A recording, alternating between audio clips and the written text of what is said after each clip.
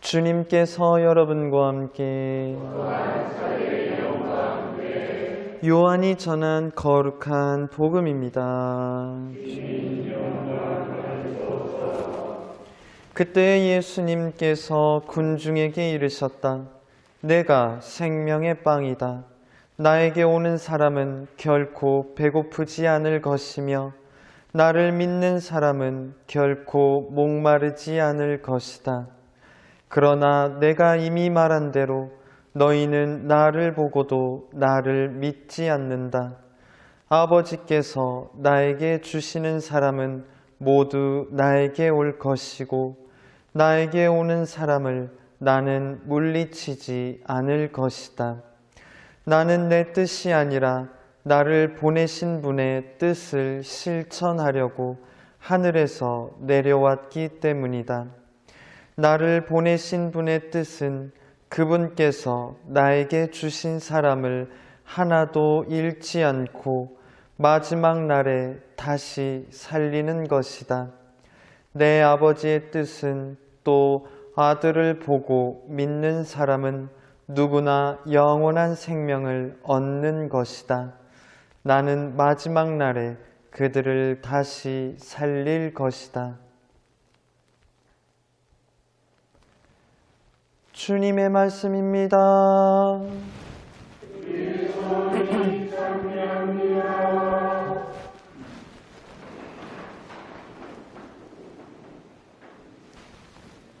저의 성소 여정, 사제가 되기까지의 여정을 간단히 말씀드리고자 합니다.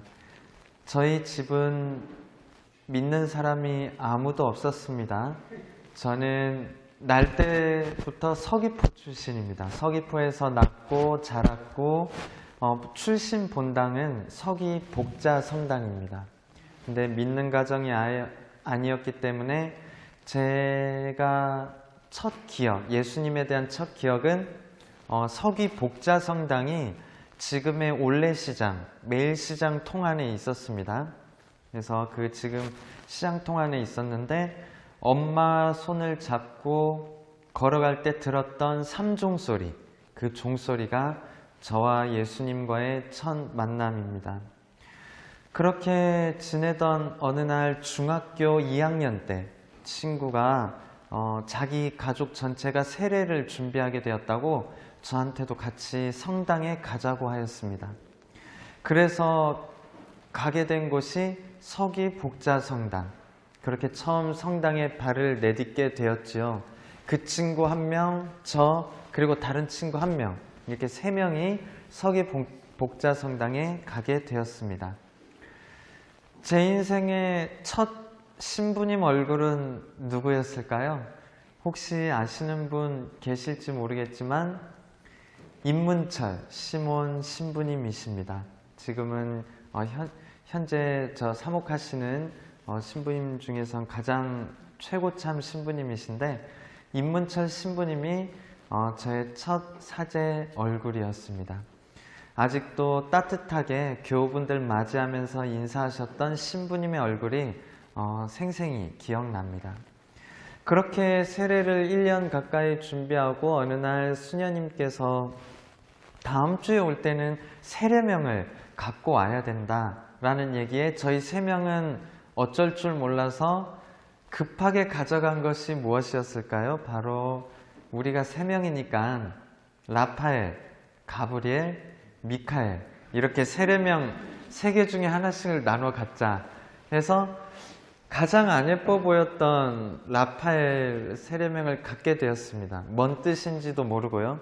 나중에 대학 때 그 뜻을 알았는데 하느님께서 치유하신다 라는 그 뜻을 알고 제 세례명 라파엘이 참 마음에 들었습니다.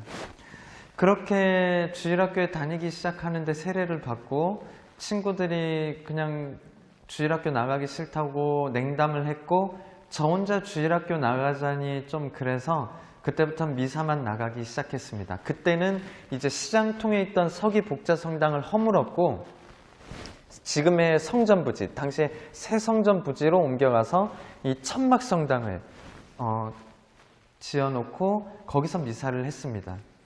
그때 신부님 얼굴은 아시는 분 계실지 모르지만 김영태 베네딕토 신부님이셨습니다. 신부님께서 천막성당에서 이렇게 거양성체하던 그 모습이 참 멋있는 모습으로 아직도 지금 마음에 남아 있습니다. 그렇게 미사만 나가고 이제 대학에 진학하고 이제 저는 군대에 입대하게 되었습니다. 가게 된 곳은 일단 논산훈련소에 가서 이제 1주차 훈련을 마치고 처음으로 이제 성당에 가게 되었습니다. 갔는데 이제 군종장교 신부님께서 그 제대에 딱 서 계시고 그 미사가 끝난 다음 그 공지사항 때 갑자기 1주차 훈련병 일어섰 이렇게 하는 거예요. 하니까 거기 몇천 명이 있었던 것 같은데 엄청 많았어요. 근데 1주차만 해도 몇백 명이 일어서는 거죠. 그럼 저희가 일어섰죠. 그러니까 예수님께 대하여 경례 이렇게 하면 저희가 다 같이 떠나가라 충성 이렇게 경례를 했던 기억이 납니다. 그때 일기장이 아직도 남아있는데 오늘은 예수님께서 내가 좋아하는 미역국을 주셨다라는 이런 기록들이 있는 걸 보면 계속 예수님과 소통을 했던 마음이었구나라는 게 있었던 걸 알았습니다. 그렇게 저는 의무경찰을 지원해서 입대한 것이었습니다. 그래서 논산훈련소 4주를 마치고 이제 3주를 이제 중앙경찰학교에서 훈련을 받고 저는 지금의 제주 동부경찰서, 예전에 제주경찰서 방범순찰대로 이렇게 배치를 받게 되었습니다. 그리고 지낸 지 얼마 지나지 않아서 유치장 간수로 발령을 받게 됩니다. 사실 남들이 기피하는 부서였는데 저는 간절히 기도했었습니다. 거기에 꼭 가고 싶다고. 그 사람들의 많은 사연이 있는 그곳에 있다는 게 저한테는 참 마음이 많은 좀 관심과 많은 마음들이 있었습니다. 그래서 유치장 간수로 그렇게 발탁이 됐고 이제 저도 그분들과 이렇게 24시간 교대 근무로 만나게 되는 삶을 살게 되었습니다. 그렇게 제대할 즈음에 집이 어려운 일이 생기게 되었습니다. 아버지께서 공사를 하셨는데 그쪽에서 먼저 세금 계산서를 끊어달라고 해서 그렇게 먼저 끊어줬는데 돈을 주시지 않아 버린 겁니다. 그래서 그걸로 마음고생이 많았고 집안이 어려워졌는데 그렇게 어려운 와중에 어머니께 저 성당에 한번 이렇게 나가셨으면 좋겠다고 제가 제대할 즈음에 그래서 어머니가 성당에 가셨는데 거기에 그렇게 사기를 치신 분이 같이 신자로 계셨던 거예요. 그래서 어머니께서는 마음이 좀 많이 어려워지셔서 성당에 나오지 않으시고 저에게도 찾아올 것이었다면 찾아온 것이었죠. 하느님은 계신가? 그래서 어느 순간 생각한 게 종교다 그냥. 그래서 인간을 위해 뭐 만들어진 거고 인간을 위해 있는 거지 인간 위에 군림할 수 없다라는 생각에 성당에 나가지 않게 됩니다. 그렇게 냉담을 하고 어느 순간 남들한테 멋지게 한번 명함 한번 내밀어 보자. 인사 한번 크게 한번 받아보자. 나를 무시했던 사람들한테 좀 이렇게 출세한 모습을 보여주자 라는 생각에 열심히 공부를 하게 됩니다. 여기서 구체적으로 다 말씀드릴 수는 없지만 그렇게 앞만 보면서 달리던 어느 날 죽음을 생각한 날이 저에게도 찾아옵니다. 그날은 제 인생에서 가장 밑바닥으로 내려앉게 된 날이었고 커다란 배신감 속에서 원망이 가득한 그 날이 찾아왔습니다. 그렇게 큰 배신감을 경험하다 보니 분노감이 치밀었고 해코지하고 싶다는 생각에 계속 사로잡히게 되었습니다. 그렇게 지내던 시간 중에 어느 순간 허무해지기 시작했습니다. 그리고 들었던 생각이 뭐 나중에 저 죽으나 아니면 지금 좀 몇십 년 땡겨서 죽나 그렇게 뭔 차이가 있나 어차피 그런 생각에 좀 죽음을 생각했던 마음이 그런 날이 찾아오게 됩니다. 근데 왜인지는 모르겠습니다. 왜인지는 모르겠는데 집에 꽂혀있던 성경을 읽어야겠다는 생각이 들게 됩니다. 그리고 왜인지는 모르겠습니다. 기도를 했습니다. 그래서 성경책을 앞에 놓고 기도를 했습니다. 그 내용도 왜인지는 모르겠지만 하느님, 제가 교만하였습니다 라고 기도를 하게 됩니다. 그리고 다음 말씀을 드립니다. 하느님, 제가 하루에 한두 장씩 성경을 읽겠습니다. 구약은 어려워서 좀 그렇고 신약 성경을 하루에 한두 장씩 읽겠습니다. 왜 그런 기도를 했는지도 전 지금 잘 모르겠습니다. 그래서 그렇게 지내던, 하루에 한두 장씩 읽으면서 지내던 어느 날 용서하라는 예수님의 말씀에 머리가 쪼개지는 듯한 느낌을 받았습니다. 해코지해야만, 뭔가를 보여주어야만 해결될 줄 알았던 배신감과 원망이 예수님께서 말씀하신 용서하라는 그 말씀에 왜인지 모르겠는데 참 이 마음에 응어리졌던 결박 같은 것들이 풀리면서 눈물이 많이 났습니다. 그리고 그렇게 지내던 어느 날 해코지하고 싶은 사람들의 배신감을 안겨준 사람들을 위해서 기도도 하게 되는 날이 찾아옵니다.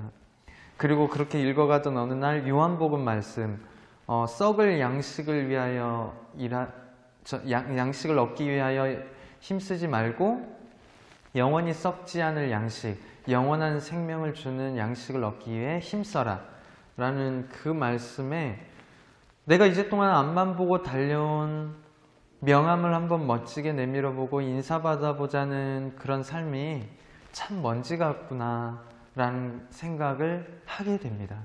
그리고 예수님을 위해서 살 것이 정말 의미가 있고 보람 있는 일이구나 라는 다짐을 하게 됩니다. 그때부터 뭔가 예수님을 위해서 일해보자 라는 생각을 갖게 됩니다.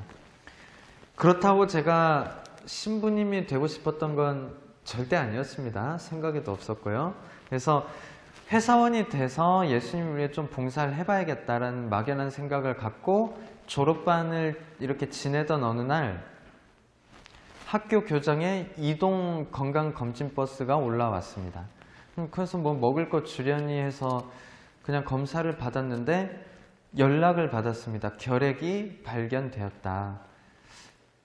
폐결핵이라니 뭐 저는 받아들일 수 없어서 이렇게 재검을 받았는데 CT까지 찍어보니 결핵 확진 판정을 받게 되었습니다. 약을 먹어야 된다는 것이었습니다.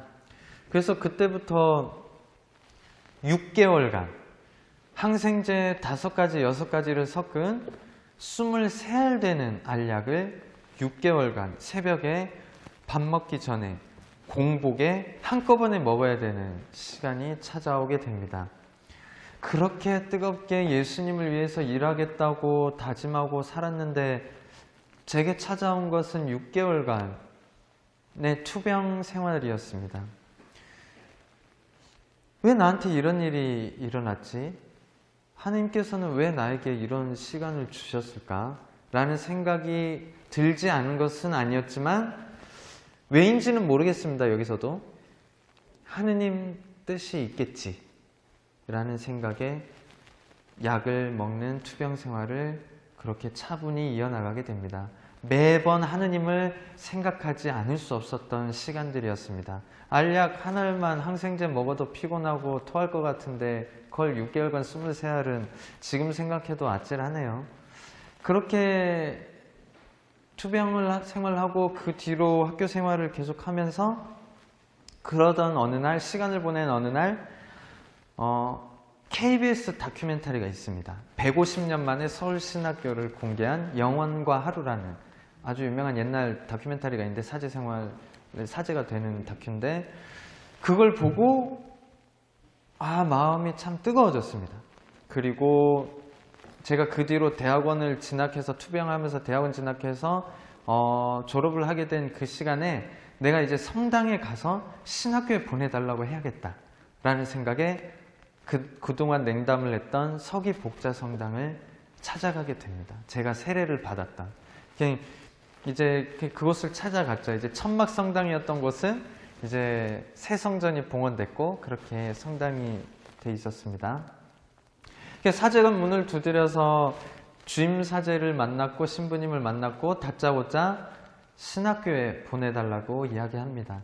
여러분들이 주임 신부님이셨으면 어떻게 하셨겠습니까? 처음 본 사람이 이 사람에 대해서 안다는 부모님 누구 아는 사람 아무도 없는 처음 본 사람이 와서 대뜸 신학교 가고 싶습니다. 보내주십시오라고 얘기하면, 근데 주임 신부님께서는 내가 너를 본 적이 없으니 다음 주 미사부터 일단 보자 라고 말을 해주셨습니다. 그렇게 얘기를 듣고 나오는데 저는 어떻게 했을까요? 그 길로 도망을 치게 됩니다. 역시 나는 아니었지. 그렇지. 내가 여기서 복사를 한 것도 없고 돌아다니다만 왔는데 내가 어떻게 감히 사제가 되겠다고. 그건 아니다. 해서 그 길로 도망을 치게 됩니다. 지금 생각해보면 내가 내 입으로 사제가 되겠다고 말해놓고 두려운 마음도 있었던 것 같습니다. 그렇게 도망을 쳐서 6개월간 인턴 생활을 하고 제 삶에 대해서 진지하게 다시 돌아보게 됩니다. 그리고 내 인생에서 가장 보람이 있었을 때가 언젠가, 사제는 될 수 없으니 어떻게 하면 내 인생에서 가장 보람 있는 일을 할 수 있을까? 그래서 떠올린 게 무엇이었을까요? 제가 유치장 간수를 했다고 했죠. 교도소 공무원이 돼야겠다. 교도관이 돼야겠다. 그래서 교도소에서 복음을 전해야겠다. 그 길로 서울 노량진으로 올라가게 됩니다. 그때 제 마음이 얼마나 뜨거웠는지 같이 세례를 받았던 지금도 제일 친한 친구들입니다. 미카엘, 가브리엘, 그리고 다른 친구들 해서 다달이 돈을 붙여주게 됩니다. 이런 수험생활 한 사람도 얼마나 있을까요? 그래서 다달이 돈을 붙여주고 저는 그 돈을 받으면서 열심히 안 살 수도 없었겠죠. 가서 독서실 청소 일을 해서 책상 하나와 10만 원의 돈을 받았습니다. 공부할 수 있는 책상 하나, 그리고 밤에는 고시원 총무하면서 잠을 잘 수 있고 씻을 수 있는 방 하나와 돈을 조금 받았습니다. 20만 원 정도 받았던 것 같습니다. 이렇게 수험생활을 시작했죠. 아직도 기억나는 게 그 새벽 6시에 빗자루 잡고 한강, 이 서귀포 촌놈이 한강하고 63빌딩 보면서 하느님 오늘도 열심히 살겠습니다. 꼭 합격시켜 주세요. 그렇게 열심히 공부했고 그렇게 1년의 수험 준비를 했고 저에게 이제 채용 신체 검사를 받을 수 있는 날이 찾아오게 됩니다. 그래서 채용 신체 검사를 받고 기다리는데 연락이 왔습니다. 그래서 받았더니 결핵이 발견되었다라는 것입니다. 그래서 합격 표시를 해줄 수가 없다는 겁니다. 그래서 그거는 좀 잘 못하는 병원에서 한 거지. 난 예전에 결핵 걸렸던 흔적이다. 그래서 상급기관에 가서 재검을 진행하게 됩니다. 받기도 전에 의사 선생님, 방사선사 다 불러 모아놓고 제 인생에 대해서 늘어놓으면서 무조건 잘 봐주십시오 하니까 잘 봐주겠습니다. 알겠습니다. 유원규 씨 잘 봐주겠습니다 하더라고요. 그래서 이제 결과를 CT를 찍고 또 결과를 이제 들으라고 이원규 씨 들어오세요 하는데 제 이 엑스레이 저는 보이지도 않죠. 아무튼 CT 이렇게 하면서 하는 말이 이원규 씨 약을 먹어야겠습니다. 그때부터 어떤 말을 했는지 지금 잘 기억이 나지 않습니다. 사실. 그래서 밖으로 나왔죠. 동서남북 분간이 안 되는 서울 한복판에 나와서 버스를 타고 지난 1년간 먹을 거 아껴가면서 그렇게 했던 지난 제 한 평 반 남짓한 고시원방으로 돌아왔습니다. 옆에 방이 따닥따닥따닥 정말 붙어 있습니다. 생각한 거 이상으로 복도는 좁고 따닥따닥 한 평 반 남짓 방들이 붙어 있는데 옆에 다 사람이 있으니까 조용히 들어와서 문을 잠그고 무릎을 꿇고 이제 눈하고 입을 이렇게 막았습니다. 이렇게. 그리고 그냥 울기만 했습니다. 하나님 어떻게 저한테 이런 일이 라는 말도 너무 슬프니까 나오지도 않더라고요. 그냥 목 놓아서 그냥 울기만 했습니다. 그렇게 우는데 왜인지는 모르겠습니다. 여기서도 왜인지는 모르겠는데 나보다 나의 상황을 더 잘 아시는 하느님께서 지금 내 상황을 알고 계신다 라는 생각이 드니까 갑자기 눈물이 좀 가시기 시작했습니다. 그리고 이런 마음이 들었습니다. 재발이라고 하면 약에 내성이 생겨서 더 번지고 폐를 잘라야 될 수도 있으니 그것만은 막아주시라고, 이번에 약이 잘 들어서 살려주시면 다시 하느님을 위해서 열심히 살겠다고 기도를 하게 됩니다. 그래서 저에게 주어 찾아온 시간은 무엇이었을까요? 바로 숨을 세할 때는 다시 그 한 번만 먹어도 토할 것 같은 숨을 세할 때는 알약을 9개월간, 이번에는 3개월이 추가된 9개월을 먹어야 되는 시간을 갖게 됩니다. 중앙대 흑석동에 있는 중앙대병원에 오고가면서 투병 생활을 시작하였습니다. 그렇게 지내던 어느 날 낮에 잠깐 잠이 들었는데 꿈을 꾸게 되었습니다. 잠깐 꿈을 꾸게 되었는데 무너졌던 서기복자 성당이 나왔습니다. 뭔 말이냐면 지금 예전에 제가 세례받았던 그 성당은 시장통 안에 있었고 지금 주차장이 올라와 있습니다. 그 부지에 주차장이 크게 올라와 있는데 거기 성당이 그대로 나왔고 제가 그 성전 안에 이렇게 서 있었습니다. 성전은 야구장처럼 마름모로 이렇게 돼 있어요. 그러니까 타자석에 있는 쪽이 저라면 이렇게 퍼져서 이렇게 보이게끔 이렇게 딱 돼 있고 가운데 제대가 있는데 제대에서 이렇게 제가 입구에서 바라봤을 때 왼편에는 까만색 수도복을 입은 수녀님들이 가득 차서 기도를 하고 계셨고 오른편에는 하얀색 제의를 입은 신부님들이 가득 차서 기도를 하고 계셨습니다. 제가 이렇게 뭐 불빛 하나 이런 느낌이었던 것 같습니다. 그래서 기도를 하는 모습을 이렇게 보고 있다가 왜인지는 모르지만 기도하시던 수녀님 등 뒤로 가서 저기 수녀님 하고 이렇게 등을 두드리게 됩니다. 그렇게 이제 수녀님께서 이렇게 돌아보시려고 할 때에 얼굴은 못 보고 앞이 안 보이게 되었습니다. 근데 그때 음성을 듣게 되었고 그렇게 깨어났습니다. 너무 깜짝 놀라서 깨어났습니다. 내용은 뭐였냐면 복음보다 앞서지 말고 복음에 뒤처지지도 말아라 라는 그 메시지였는데 사실 제가 놀라서 깨어난 이유는 여성의 음성이었습니다. 너무나 아나운서보다 더 아름답고 그 음절 하나하나의 그 간격이 정말 뭐 흐트러짐 없이 들렸고 귀 옆에 대고 들리는 것 같지만 가슴이 울리게끔 들리는 그런 말씀이었습니다. 이게 제가 묘사할 수 있는 최대한의 설명이고요. 그래서 그렇게 딱 깨어나서 그렇게 한 달, 일기장에 쓰고 한 달을 그렇게 지냈습니다. 그렇게 지내던 어느 날 삶에 힘겨워하는 친구의 뒷모습을 보게 됩니다. 그래서 내가 다시 사제의 문을 두드려 봐야겠다. 왜인지는 모르지만 내가 다시 사제의 문을 두드려 봐야겠다는 생각이 들게 됩니다. 그 길로 비행기를 타고 노량진에서 서기복자성당으로 가게 됩니다. 결의계약을 들고 제가 저를 밝힐 수 있는 것들을 다 들고 주임 사제관 문을 두드리게 된 것이죠. 신부님을 바로 만난 것도 기적 같습니다. 참 신부님도 바쁘게 사시는데 그렇게 해서 주임 신부님이 나오시는데 2년 전에 도망쳤던 그때 만났던 주임 신부님이 그대로 나오시는 거예요. 그때 차마 도망쳤던 제가 갑자기 나타나서 신부님 되게 해달라고 했던 제가 저라는 건 숨기고 그건 차마 말씀 못 드리고 나머지 부분은 다 말씀을 드렸습니다.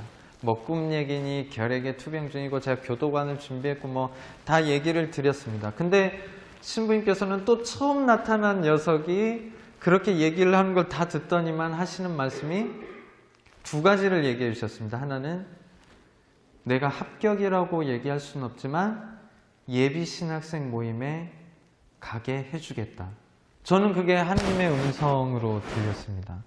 그리고 두 번째, 꿈이 신기해서 기적일 수도 있겠지만 꿈보다 삶이 바뀌는 게 기적이다. 저는 그 말씀을 지금도 깊이 새기고 있습니다.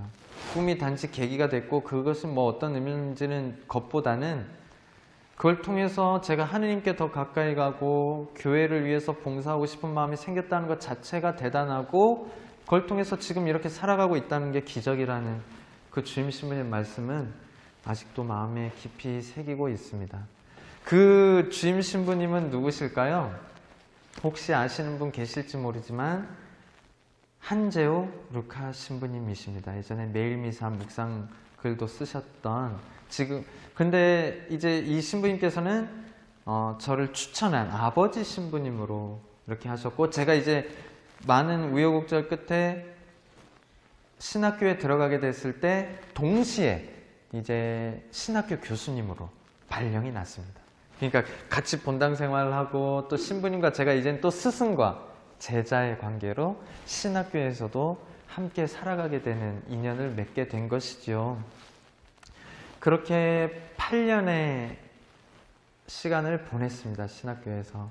많은 우여곡절이 있었지만 이렇게 사제가 되어서 여러분들께 인사를 드리게 되었습니다. 두 가지를 말씀드릴 수 있을 것 같습니다. 첫째는 왜 나는 그때 원망하지 않았을까? 내가 그렇게 하나님 위해서 살겠다고 하고 나는 하나님 위해서 살겠다고 열심히 산 것밖에 없는 것 같았는데 왜 나한테는 그렇게 두 번씩이나 결핵에, 그리고 하나님께서는 길거리에 나앉게 되는 시련과 많은 아픈 일들을 없애주진 않으셨을까? 그때 근데 더 놀라운 거는 왜 원망하지 않고 하느님을 떠나지 않을 수 있었을까? 그렇게 원망하고 떠나도 남들이 잘했다, 그 정도면 해도 될 법했을 것 같은데, 근데 지금 생각해보면 누군가가 기도해 주셨기 때문이라고 저는 확신합니다. 누군가가 가장 소외받고 가장 힘겨워하는 사람을 위해서 기도해 주셨고, 무엇보다 제주교구의 성소자 한 명을 위해서 누군가가 두 손을 모아 주셨기 때문에 아무것도 내세울 거 없고 내가 당연히 신학교 갈 수 있다라고 말할 수 없는 이 사람도 이렇게 신학교에 갈 수 있게 되었습니다.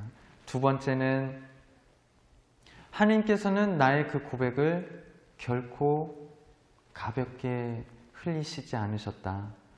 그렇게 어둡고 내 인생은 다 날아갔고 나는 이제 뭘 해야 되지 주저앉은 것 같은 그런 어두운 시간 속에서도 나조차도 지금 잊어버린 나의 그때의 고백들을 하나님께서는 진솔하게 듣고 계셨다. 정말 하나님 위해서 살고 싶다는 그 마음을 하나님께서는 귀담아 들어주셨고 기억해 주셨고 그리고 그 길로 이렇게 이끌어 주셨다고 확신합니다. 그렇게 이제 사제 생활을 하게 되었습니다. 정말 감사한 마음, 생각했던 것 이상으로 바쁘고 쉽지 않고 저에게는 늘 도전적인 마음으로 넘어서는 것들이 많지만 그래도 정말 교우분들 한 분 한 분과의 만남 가운데에서 하느님의 얼굴을 뵙게 되고 제가 만났던 하느님에 대한 그 감사함, 기쁜 마음들 속에서 살아갈 수 있는 이 삶이 너무나 감사하고 행복합니다.